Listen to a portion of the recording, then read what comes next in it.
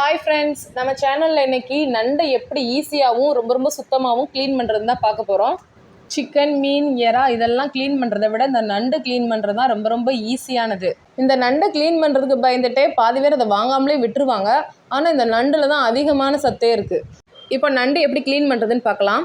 First இந்த நண்டு மேலே ஒரு ஓடு மாதிரி இருக்கும். இந்த ஓடை இந்த மாதிரி ஒன் சைடாக பிடிச்சி இழுத்திங்கன்னா அந்த நண்டு ஓடு வந்துடும்.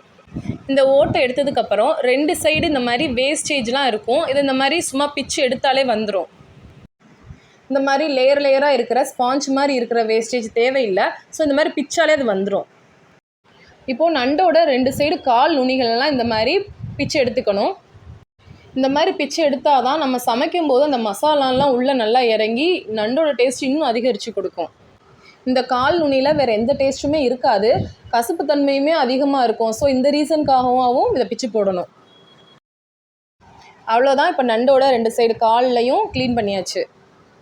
நெக்ஸ்ட்டு நண்டு நம்ம பேக் சைடு திருப்பும்போது வி மாதிரி இந்த ஷேப்பில் இருக்கும். இதை இந்த மாதிரி பிடிச்சி இழுத்தாலே அது ஈஸியாக கலண்டு வந்துடும். அவ்வளோதான். இப்போது நண்டில் தேவையில்லாத வேஸ்டேஜ்லாம் எடுத்தாச்சு.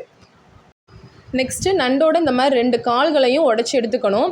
ஏன் உடைக்கிறோன்னா, நம்ம சமைச்சிட்டு இருக்கும்போது நண்டு இந்த மாதிரி திருப்பி பெரட்டி போகிறது ரொம்ப கஷ்டமாக இருக்கும்.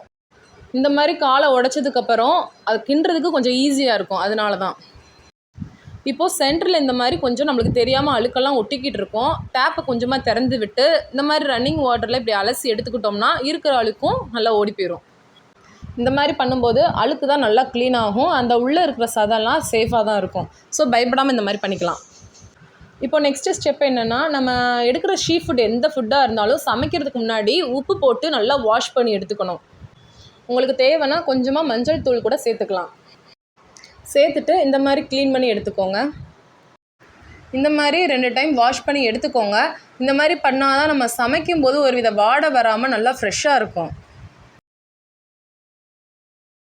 அவ்வளோதான் ஃப்ரெண்ட்ஸ், ரொம்பவே சூப்பராக ஈஸியாக நம்ம நண்டெல்லாம் க்ளீன் பண்ணி எடுத்தாச்சு.